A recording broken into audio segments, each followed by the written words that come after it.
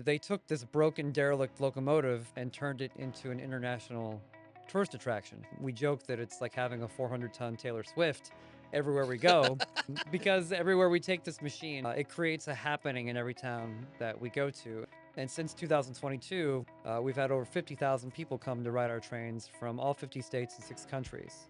How did you get into consulting with movies? Uh,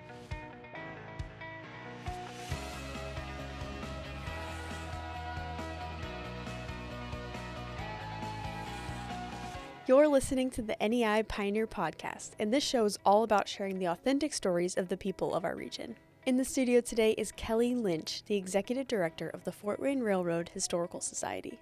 Kelly has been a volunteer and board member of the organization for over 20 years, but recently transitioned into the Executive Director role in 2024. He is also able to use his passions for the industry by being a railroad consultant on popular films such as A Man Called Otto and Sinners. If after this conversation you're interested in learning more about the Fort Wayne Railroad Historical Society and how to get involved, be sure to check the links in the description. But for now, let's jump into the episode. Kelly Lynch. That's you. I hope so. Okay. Welcome. And I think we just found out that we might be related somehow. Yeah. Back in the Ireland days. It's a wild place to find out. I swear. Well, yeah. I saw the last name and I was like, you know what? I got to have this guy on. I got to tell you. This is your life. This is your life, Kelly Lynch. Somebody open the door. I got to tell you. So, what an interesting background you have. I mean, and I'm going to dig into this, but I want to start with this. This is in your bio. Filmmaker, VP and Executive Director of Fort Wayne Railroad Historical Society, Director of Marketing and Strategy at FMW Solutions, Digital Marketing at Lynch Pin Creative. Is there anything else we need to know about her? I have 2 good dogs and 1 bad cat. Okay, yeah, we saw that. We saw you picking the hair off. So how did you get into the whole, are you into the whole train thing or are you into the period? It's a little bit of both. My entire life has been on 2 tracks, both literally, figuratively, Okay. metaphorically. But I think it all starts just to tie back to the region. Having grown up in Spencerville, Indiana, in DeKalb County, on lot number 1 in DeKalb County, the first settlement in the county, in a house that the town doctor built in Spencerville on the river. But it's this beautiful arts and crafts American bungalow. And growing up in that house and learning my dad's affinity for history, for old telephones, for old TV shows, for railroading, everything that my dad loved, he passed on to me. So I was surrounded by history, culture, the aesthetic of the American Industrial Revolution, everything from the 1900s through the 1950s and 60s.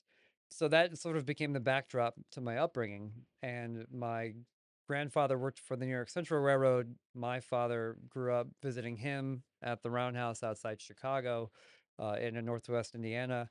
So as a third generation railroader, I was sort of predestined to love trains or love the industry. So growing up in this beautiful home out in the country, surrounded by all things historic, vintage, and then being exposed to this remarkable industry and the art and craftsmanship of the film industry, thanks to my dad's passions and loves. I was sort of genetically predisposed to have very many interests because of him. Wow, that's so cool because if so when you went out on your career trajectory, a lot of it seems very creative, a lot of video oriented Hmm. gigs and such. The Fort Wayne Railroad Historical Society, did you approach them for the position? Because I think this was the first ever paid position that they had, right? Correct. So Yeah. the Fort Wayne Railroad Historical Society came about in 1972 to take over the stewardship and preservation of a steam locomotive that had been put on display in Lawton Park in the 1960s to commemorate the elevation of the railroad through downtown Fort Wayne in the 1950s. And this organization was an all volunteer group when it formed and had been all volunteer up until 2024. And my dad was involved in the initial effort to restore the steam locomotive once it had been removed from Lawton Park for preservation, for operation. And the Fort Wayne Railroad became the first all-volunteer nonprofit organization in the world to restore and operate a historic steam locomotive. And they took this broken, derelict locomotive out of a city park and turned it into an international tourist attraction. Very similar to raising a ship from the bottom of the ocean and turning it into a tourist attraction. And my dad was involved with this organization before I came along. And one of my first memories is being around this larger than life machine, this iron horse. And that was very indelible on me. How bad was it when you guys Well, when it any machine you leave outside for 15, 20 years will certainly yeah, I accumulate don't care its what it's share. whatever it's Yeah. made of, right? Yeah. uh, so very, and then that's an entirely separate thread I'm sure we'll get to, but it was a derelict machine. And the city of Fort Wayne realized it couldn't care for it, despite it being a monument to this great era of innovation and culture and technology. And it meant to celebrate this era of partnership between the city of Fort Wayne and the Nickel Plate Railroad, because that elevation through downtown really transformed the development of the city of Fort Wayne in the post-war era. It was so significant, which is why they wanted a steam locomotive to put on display to celebrate it. And restoration of that locomotive became so symbolic and became such a hallmark for the rail preservation industry, which was in its infancy at that time. And my dad was just sort of a bit player in the organization. He was president for a year or two. He actually started restoring a vintage passenger car from the 1920s about the time that I was born as well.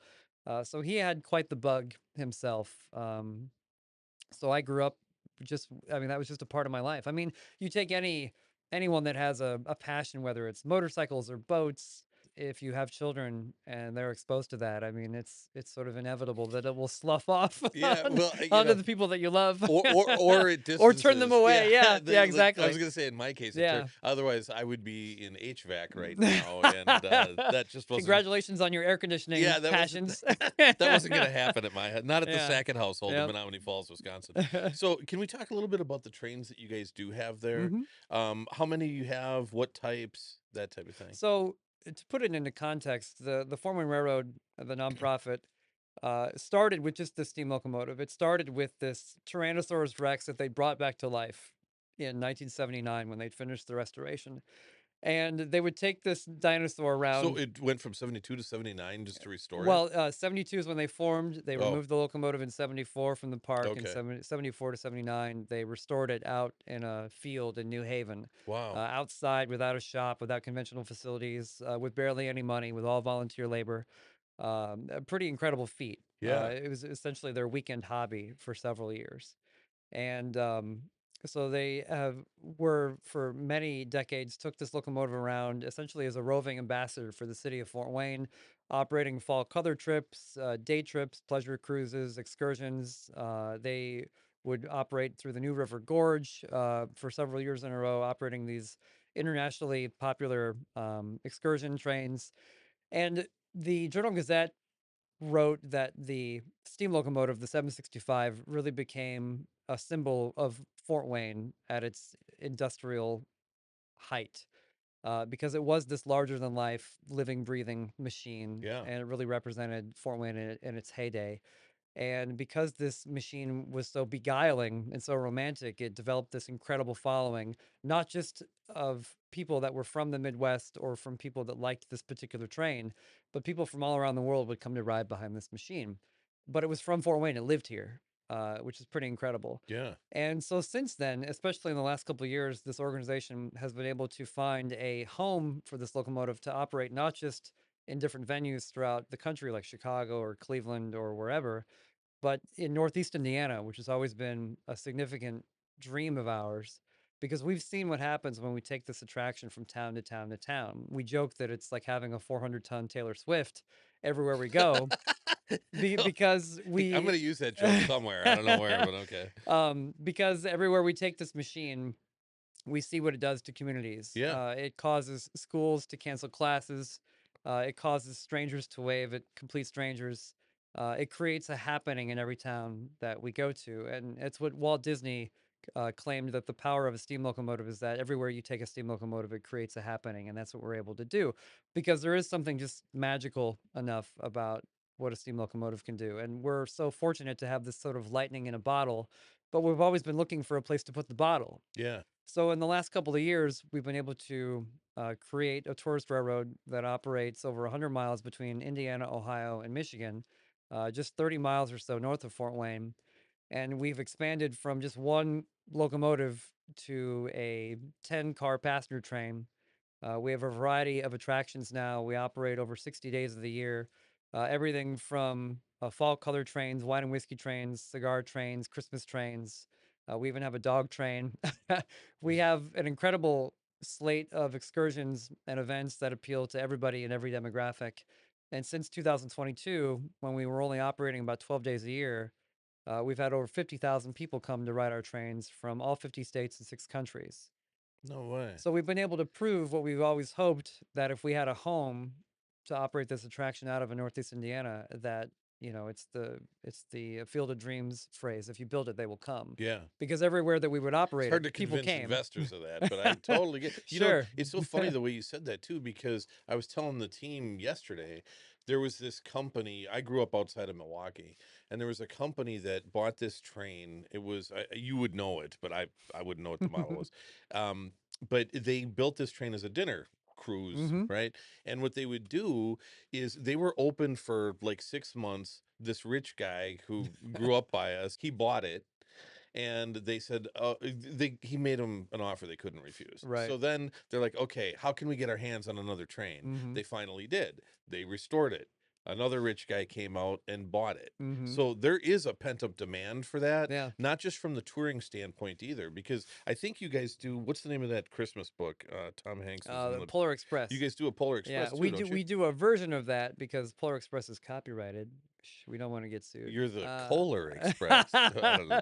We do the Indiana Christmas train. Okay. We really try to hit home because the program is called the Indiana Rail Experience. So a lot of what we do is very Indiana focused, Indiana based, Indiana expired, or excuse me, Indiana inspired. And one of our taglines is "All tracks lead to Indiana." Because we bring everybody to Pleasant Lake, Indiana, to Northeast Indiana to ride our trains, to board our trains. Even though our trains might go to Michigan or Ohio, they can board our trains in Angola or Pleasant Lake to board these trains and experience what we have to offer. Wow. And then, so how many trains do you guys have total? So we have, well, to put it in perspective, when this opportunity came knocking, we had 0 serviceable passenger cars because we need passenger cars to carry people. It's a lot like having a theater without seats. Yeah. So we had the theater, we had the venue, we had the star attraction, the Taylor Swift, but we had no seats in the theater. So we went from 0 serviceable passenger cars in 2022, and we now have 8, and we're leasing more to increase the capacity. And we were able to do that in 4 years. Wow. And then, so how does that process work? I mean, how do you locate a, so Yeah, we can't just go down to the hardware Yeah, I was store gonna or say. eBay. We were able to restore 6 of those. We were able to purchase 2 others, and one we were able to raise money through a donation and to purchase another. And then we were able to purchase 7 others that are in the restoration queue right now. So every other year, we're putting those into service as well. So we have a number that are in service right now, and then our restoration queue is sitting in New Haven right now that we're hoping to continue to turn those seats out. The idea Is it all volunteer too? we have 2 employees now. I'm one of them. We just hired a full-time mechanical person, so we now have 2 full-time employees for the first time in our history. But the rest of our labor is all volunteer.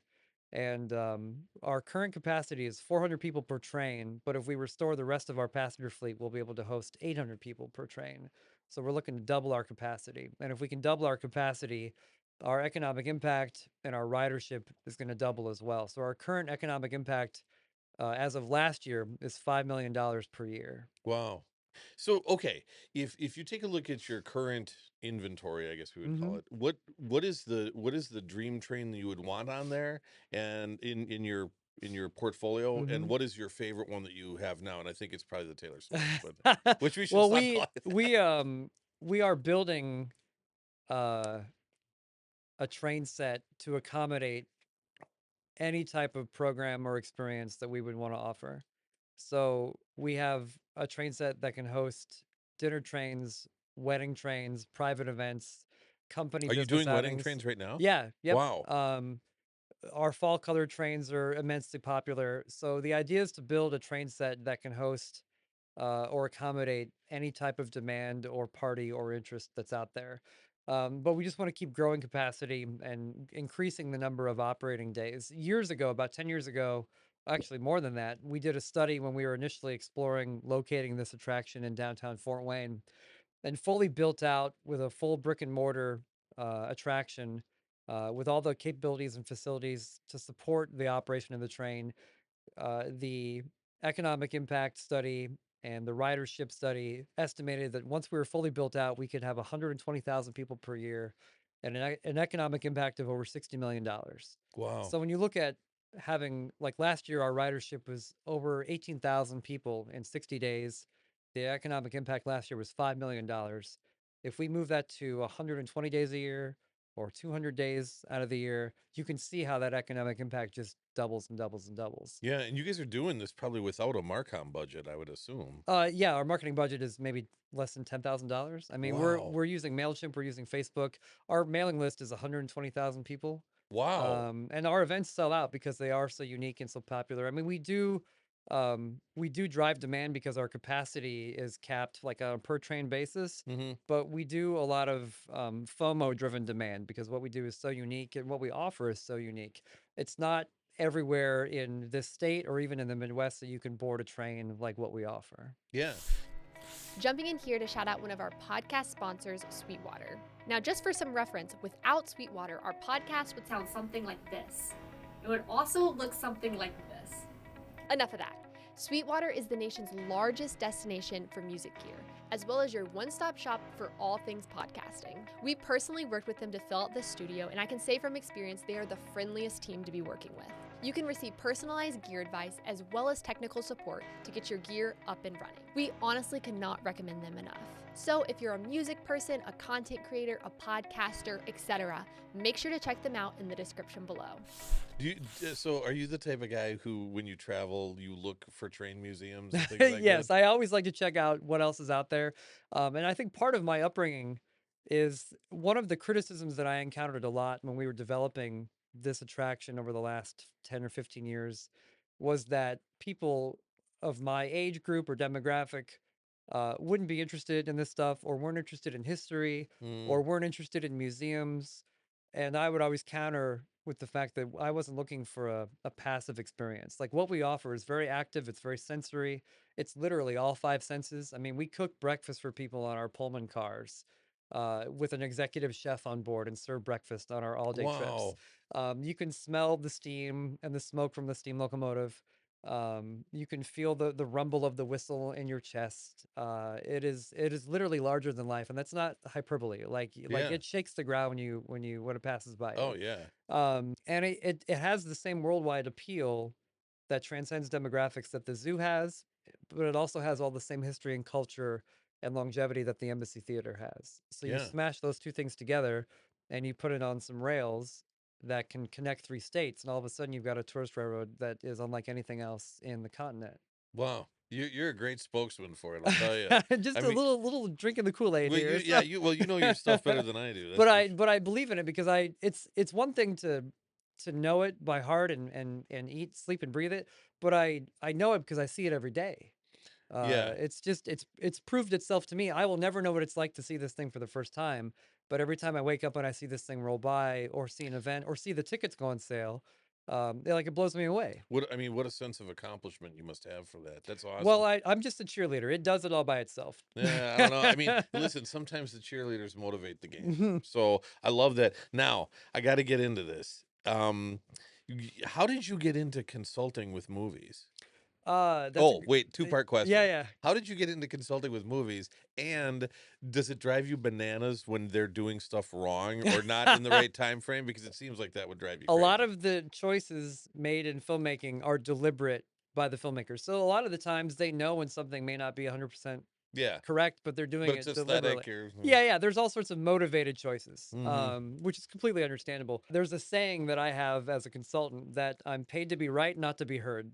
Okay. So I'm there to Man, I'm ready to hire you. yeah, hey, I'm there to give you all the options and all the information. It's your Sure. job as the client to decide what you need to take away. You can be wrong. Go ahead. Yeah. I'm gonna go catch the check. And how did you get involved in that though? So the very first, I think, opportunity I had, because like those two parallel tracks that I talked about at the very start were my love of filmmaking, which was from my dad because we grew up watching The Untouchables, which was a Desilu TV show Yep. about Elliot Ness, um, and then of course the love of railroading and trains, and I had students, fellow film students in Columbia who needed trains for their projects, so I would help them get trains because they knew I was the train guy. So I developed a portfolio from there, and there was a film in Chicago called Public Enemies, a Michael Mann film. Yeah. They hit the Fort Wayne Railroad up. They needed a steam locomotive for a scene at Union Station, and they were actually using us to get competitive pricing against another operator that they ultimately chose for logistical reasons. But I got really interested in the opportunity, and then they needed passenger cars to block the modern Metra and Amtrak trains in the background. So I helped source the passenger cars for the scene in Public Enemies. And I was like, hey, I'd like to do more of this. So I inserted myself into more conversations in the industry and just sort of ate up the SEO of movie train consultants, which there are only like two or three of us in the country.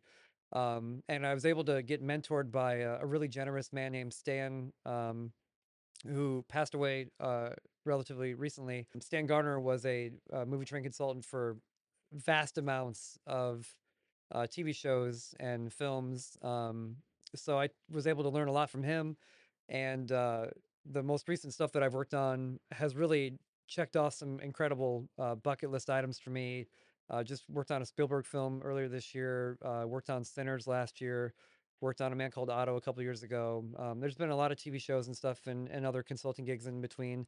And a lot of the stuff is just answering questions, but a lot of it is much more deeply involved, like physically getting trains from point A to point B. Like A Man Called Otto was shipping equipment from West Virginia and Cleveland to Toledo, and 4 different days of film shoots in 3 different locations and stuff like that. It's just like any film production or TV show that needs a horse wrangler Yeah, oh, or sure. or Dog old trainer, cars. Yeah, wolf trainer. there's always a guy. Yeah. They need the horse guy. They need the old car guy. Well, I'm the train guy. So I'm the guy that they can call for that. And it's not. It really, a lot of the business really picked up a couple of years ago when A League of Their Own was filming for Amazon. Um, and they were going to try to use the 765 for that, and the budget didn't work out, but they needed help sourcing a train station in Pittsburgh. They weren't getting anywhere, so I hooked them up with the right people in Amtrak, and that contact turned around and hooked me up with a man called Otto. And so just a lot of relationship building and word of mouth Well, and plus a stuff like small that. pool to choose from, Yeah, right? absolutely. Yeah. So just how does it work as far as how much of the work is, well, yeah, I can find you the product, and Hmm. how much of it is a consulting where they say, are we right on our timing or our timeline? You know what I mean? Because that train didn't exist during this period that you're trying. I'm Yeah. sure you get that Well, a lot, a right? lot of stuff can double fairly easily for other stuff. As long as it sort of fits the creative bill, it can work. A lot of stuff will pass, Okay. so to speak, a lot of the time. Do they ask you that, or is it too, Yeah, and they'll ask me to find. sometimes there's too egocentric to do that, I Yeah, would assume, they'll so. ask me to find the right stuff or options at the very least, because they'll want to start correct, and then it'll dwindle down from there based on budgetary concerns or Sure, sure. logistical concerns. Like Sinners was a great example. They wanted a Jim Crow era 1930s steam train in Louisiana, but there was not an operational one that they could get where they wanted to get it. So it Mm. was either make a fake one in Louisiana and New Orleans, or go to Chattanooga and spend an extra $250,000 to do that for one scene for 5 minutes of the film. So ultimately, I was able to get them a location, but not, then they digitally recreated the steam locomotive. So it's a lot of sacrifice and compromise, but there's a lot of legalities and a lot of boring consulting and stuff in there. It's helping them thread the needle in an industry that they don't understand, because filmmaking and railroading are two deeply convoluted, complex, teeth gnashingly wild industries that do not get along. Oh, It's yeah. like introducing two alien species, and neither one of them like the other very much, which is unfortunate because like I think they're both magical. Yeah. So I want them to be in harmony. So it's normally my job to try to find the harmony between them. I bet you it drives you nuts, though, doesn't it? Yeah, but Yeah. that's what I get paid for, is to So translate. Yeah. yeah, drive that guy nuts. Yeah. I'm wondering, as you're getting more passenger and you're Mhm. getting more excursion, I guess I would call it, and things like that, do you find it difficult do the maintenance costs exceed what you're bringing in? And how do you guys balance that out? Because it's got to cost a lot of Sure. money. And just to add on to that question, one of the things that I was thinking about is if you want to keep it authentic with what you're fixing, I would Mhm. assume, and those parts aren't around. Yeah. Is that the case? You're right. There's not a lot of places to find spare steam locomotive parts. The 765 was built in 1944. Is the 765, is that the one with the big plume on the Yeah, top? Yeah, okay. that's the steam Looks like a locomotive. clock in the front. Yeah, Yeah. yeah. It's got a very characteristic I did my appearance. research. I would like to point that out. Somebody check the um, we have a long-term maintenance fund for the steam locomotive that was started in 2012. It's got over $200,000 in it, and it's meant to be a perpetual fund to satisfy the most critical maintenance on the locomotive. Every 15 years or so, it has to go down for a federally mandated repair that requires some rather invasive mechanical repair work. And we just started this year a long-term maintenance fund for the passenger fleet. We were able to get a grant of $202,000 to invest only in the equipment that we currently own, not for new purchases, not for anything out there that we would like to buy, but only to take care of what we have right now. Because, for instance, a new wheel set could be $25,000, $30,000. Wow. A generator, if we were to break the generator on our head end power equipment, which is how we power the air conditioning, the HVAC, the lights on our train set, um, could be a $30,000 expense. If Because that those also could be add-on components that the train never was fitted for. correct, Yeah. yeah, yeah. So a new generator, I mean, that could easily wipe out your revenue for a weekend if you needed to repair that. Another way to put it is that this is a startup tourist railroad. Even though we've been around since 1972, we had to raise so much money just privately through grants and donations just to make sure that we could protect our investment. So we've been able to generate over 2.5 million in ticket sales revenue, but we've Wow. also been able to raise over $3 million in grants, donations, and foundation investment since we started. So we've been able to raise as much as we've been able to generate or more in ticket revenue just to take care of everything. We've been able to stay profitable as well, but we're trying to make these very strategic investments in our equipment because we know that we want our passenger cars to stay safe and cleaned and well maintained. Because if people don't have a good quality experience on board the trains, they're not going to come back. The word of mouth is, Yeah, yeah. and the ridership, like we talk a lot about the steam locomotive, we talk a lot about the calendar of events, and we're really proud of the station we've restored in Pleasant Lake. We've spent $120,000 on bringing back this 143-year-old depot, and we're very proud of so much. But if the experience on board is lousy, Yeah. then everything we've done is for naught. Yeah. So we invest so much in our training, on our customer experience, on our car host training, on our safety training. We obsess over the details, even in what's in our charcuterie box. And I mentioned the breakfast earlier, Yeah. what we serve on board. We want people to have a transportive experience, not just physically, but emotionally. As well when they're on board the train. We just last week we instituted a red cap service where all of our first class car hosts now wear red caps, so they're very easily recognizable on board the train, just so those little details help complement and round out the experience. But to answer your question, there is a significant yearly maintenance budget. And as I mentioned earlier, we just hired our second employee whose sole job is to take care of the fleet and to restore what is in the shop.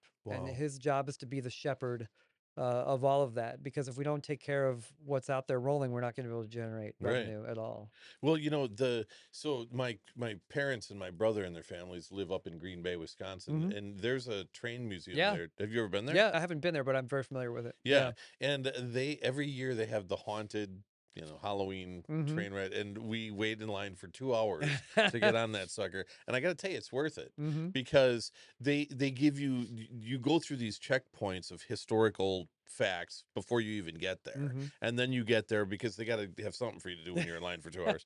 But just the fact that that's a testament to what you guys are doing, there is a pent up demand for that, Yeah. I think. And I couldn't believe it when my brother first asked me if I wanted to go with them. We got in line and I looked down at that line. I thought, oh my God. I mean, The wait for our caboose rides at Christmas when we had them at our shop 10 years ago could be up to 3 hours. wow. And then we moved to online ticketing, I think in 2013 or 14, and people were able to reserve their tickets. And now there's no wait. And the first year we did online ticketing, we thought something was wrong because Yeah. there was nobody in a huge line outside our shop. Um, but we're now able to host people and take care of that so much easier with online ticketing. So I mean, we're just trying to improve the experience in all those sorts of ways.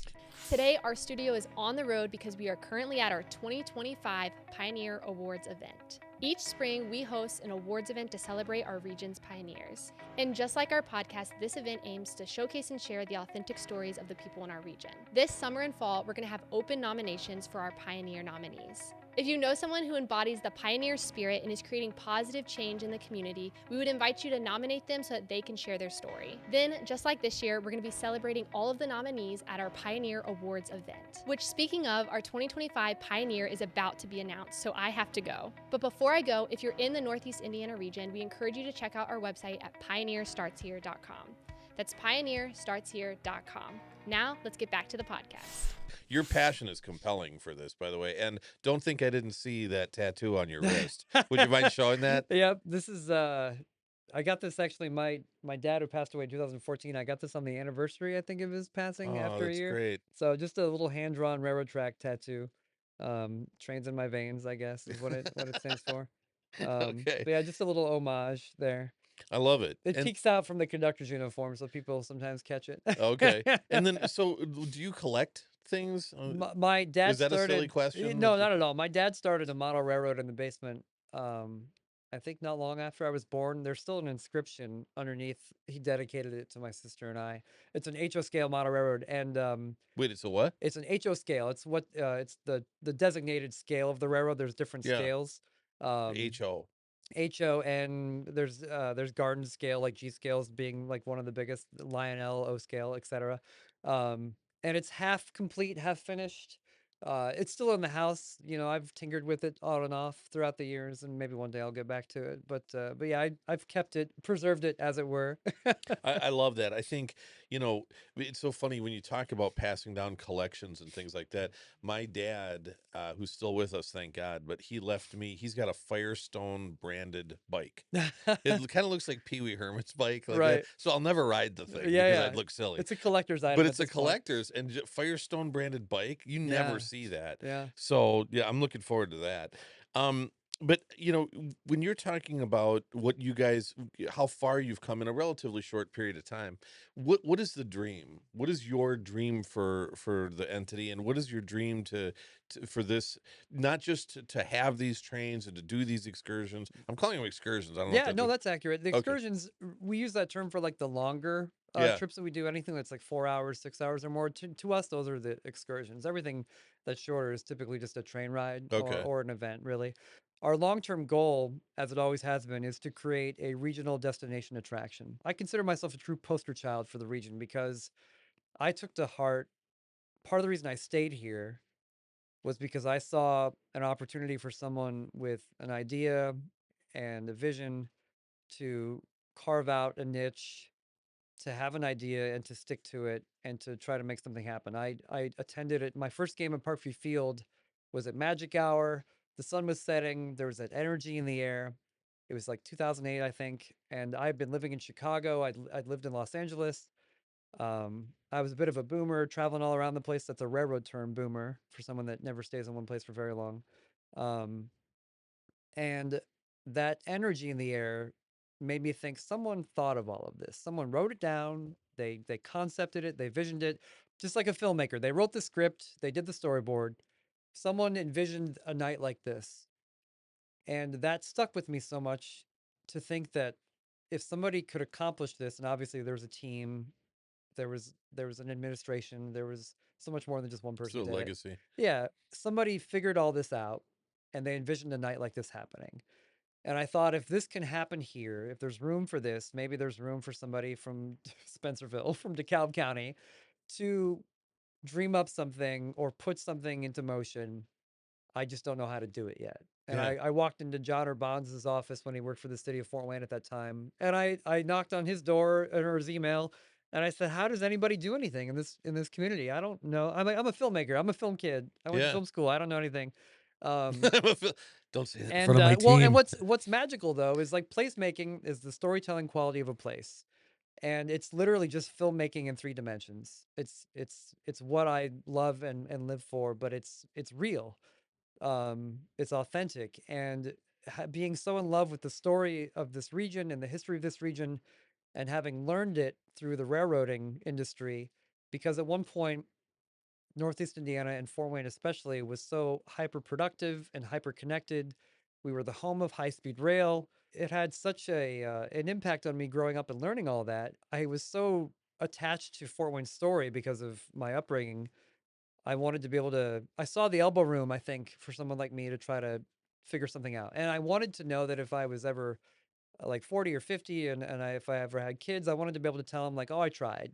Yeah. And there were people in our group who were adamant that we could never build anything in Fort Wayne or never build anything in the region. And I didn't want to leave any stones unturned. And so knowing that there was, or hoping that there was an opportunity, really kind of kept me obsessed in trying to figure that out. And so I became the poster child for thinking that there could be an opportunity. And that's what sort of set me on this path. So the ultimate dream is to still create a vibrant and vital destination, a regional destination, which is the original community plan for North River said that North River needed a vibrant and vital regional destination. So I am going to continue to steal those words and say, okay, we want to be that vibrant and vital regional destination, but we're going to be in Steuben County Yeah. or in Northeast Indiana, somewhere else just north of Fort Wayne, because that's where we can be now. Yeah. But we need a brick and mortar facility. We need a shop. We need a facility to take care of our trains, because right now they are outside 300 days out of the year. Yeah. And we spend so much money maintaining them and shipping them Well, it's back and forth. perpetual at that point, right? Yeah. It's a self-fulfilling prophecy. Yep. If you're leaving the train out, well, okay, then there's more maintenance Yep. costs. And So we you're- just spent $100,000 installing 3-phase power in Pleasant Lake just to keep our trains warm during the wintertime so they don't freeze. Wow. So there's a significant burden right now in trying to keep the trains where they are, because we don't have a building, we don't have a shop, we don't have any conventional facilities up there. So we need to build an attraction up there, a mixed use facility to take care of all of our equipment. But we don't want to just make a garage. We want to Right. make a It should be part of the whole story, right? exactly. I got to tell you, you are a great spokesman for Northeast Indiana. You are, and your passion. You know, we were talking about our viewership and the millions of views that we've been fortunate enough. Thank you, everybody, that we've been fortunate enough to obtain. And we get people in high school, we get business professionals, we get people who are retired. I'm wondering, I usually ask our guests if they have any advice. And it seems to me, just because I said earlier that your passion is so compelling, that you followed your passion, after maybe you figured it out. What advice would you give to people coming up? Find your niche and be nice. Be nice. But also, don't listen to people that just give you compliments. Accolades don't build buildings. For 10 years, I heard everybody tell me what a great idea I had, but that wasn't enough. I needed people that were willing to step up and be champions. I needed people that were willing to put skin in the game. Um, and ultimately, like, you've got to be the person who's going to be accountable. It can be like very lonely to do that. Yeah. I had one of our volunteers ask me like what they could do to find a similar career trajectory, and I was like, to be honest, it took me 15 years to figure this out. Like the executive director job materialized, but after 15 years. So yes, it's a dream job, but like it's also like it could go away at any moment. Yeah. You know? But And I so love the way you said that, though, because I've always said, I think, with the I've worked in advertising my whole career. And, people don't always like the ideas, right? Mm-hmm. And we've worked with some really big clients. And I always say, when you believe it, you'll see it. Mm-hmm. And I think I think that it probably just took you to convince yourself that you believed it that much that you got to execute on Yeah. it. Like I was very lucky, and I shared this with the team during the intake. Like I was very lucky that I was like a younger white dude with an idea. So like automatically had some buy-in. And like I was the token poster child with a weird eccentric idea. And had I been older or a woman or a person of color talking about trains, like maybe it wouldn't have flown. Maybe I wouldn't Maybe. have gotten as far. So like I had a lot of things working for me. Definitely had some privilege, but still it was still hard as hell. Oh, yeah. There were still so many people that denigrated the idea Well, you probably didn't know that the obstacles that were ahead of oh you. yeah, Yeah. not at all. And there were a lot of, and maybe not a lot. There were certainly some people that tried to take that that that did put obstacles in front, that were obstacles, and there were some unfortunate, relationships that were broken, or just paths that just there were some pivots or schisms, if you want to put them that Yeah. way. But you just got to keep your eye on the ball and also know when to walk away, but not necessarily. I think sacrifice and compromise are two different things, and you can sacrifice without compromising, but you should never compromise and sacrifice at the same time. Right. Well, I think that's a really good belief system, because compromise could be argued doesn't work, because then Mhm. nobody gets what they want. Mhm. And in some cases you probably know better what's necessary, what's needed. And I think once you get over enough obstacles, you train your brain to see them coming. Yeah. It's not easy to see around corners, and it's almost impossible. But all you can do is base those decisions on the reflection of what worked, what didn't, and why, Yeah. and being honest with yourself. That's been the hardest thing. Well, listen, I love what you're doing, and like I said, you are a great representative of Northeast Indiana. And I think, the whole Pioneer Starts Here platform, the show is a part of it, and everything else. It's designed so that people can get the word out about the best kept secrets that we have in the region, and getting to know the stories of passion, of perseverance, and how people come through this, and that they had this idea or this dream, and you see it come through to fruition. I never could have seen that happen in Chicago or New York. Yeah. Never. Yep. That's the thing about the community. And I think it sounds like you're getting enough help from the community. Now it might just take that next step up, right? Yep. And I look back sometimes too. Like we started down this road in 2008, 9. It's weird to think that so much of my life has been dominated by a steam locomotive, and then riverfront development and community development, and consulting and this and that and the other thing. And I look back sometimes and go like, wow, where did all the time go? Because I'm going to be 40 in September. Yeah. And that's a little daunting. So I think the other piece of advice too is to like value your time, to the point where like you don't completely lose yourself, because I kind of made myself a promise around the time that I was 30, which is that I had to have faith that what I was working on had a legitimate trajectory, Mm-hmm. and that it wasn't a dead end. I remember reading about the development of the ballpark here, Mm-hmm. and all the infighting, and should Yeah. we have it and stuff. It's completely changed around here. The attitude, it's almost become a, yeah, we can do it. Yeah. And I'm very glad, and I'm humbled to be just a small component of that, because I see great things happening here. Look out our windows and you see all the cranes. That's intentional, right? Yeah. So we're It's getting it's no accident. no, Yeah. it isn't. Yeah. And we're not winner by default. We're winner by Mhm. design, I hope. So we're getting into the end of it now with the Mhm. rapid wrap up. You've seen the show before. So these are either ors usually. Coney Island hot dogs or DeBrand fine chocolates. Coney Island. Okay. Is that an easy win? Yeah. Sorry, Yeah. Kathy. All right, that's all right. I If you could be convinced otherwise. if you free samples. If you could bring Sponsorships. if you could bring one train to Fort Wayne, what would it be? The Broadway Limited.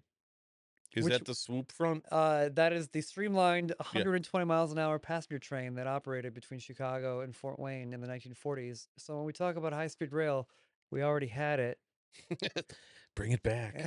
Uh, And what's your favorite thing to do in Northeast Indiana, aside from the trains? I am so fortunate to live on the St. Joe River Mm. and to sit down by the riverfront. Like I never thought I was a river kid ever until I started hanging out on the pontoon boat with Dan and Judy Wire.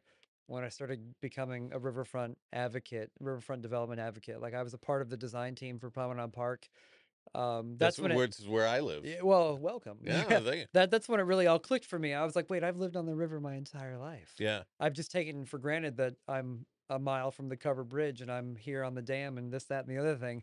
So sitting by the river, like I'm so fortunate that like I can be a city kid, I can love Chicago, I can love LA, but like my heart is buried in Northeast Indiana, and so to be on the riverfront there That's great. is great. Yeah. Okay. And then your favorite festival in Northeast Indiana. Probably the Auburn Cord Duesenberg Festival. What's it called? The Auburn Cord Duesenberg Oh, Festival. yeah, yeah, yeah. You got to get out more, man. No. I think I'm usually Yeah. I'm in here. But that's great. And then your favorite train in a movie or train movie. There is it's literally called The Train. It's a John Frankenheimer film. It's the last great black and white action film. Oh, wow. 1964, starring Burt Lancaster. It's an Okay. incredible film about the French Resistance Okay. in World War II. The Nazis are stealing all of the paintings and art in French before they threatened to burn Paris to the ground. So there's a German SS commander who's trying to steal all of the artwork in Paris, and the French Resistance try to steal the train back from him. And it's how they're trying to sabotage. Yeah. What was the Clooney movie that was based on The Monuments Men? The Monuments So very Men. similar. Very That's just similar the other thread. side of Yeah, it.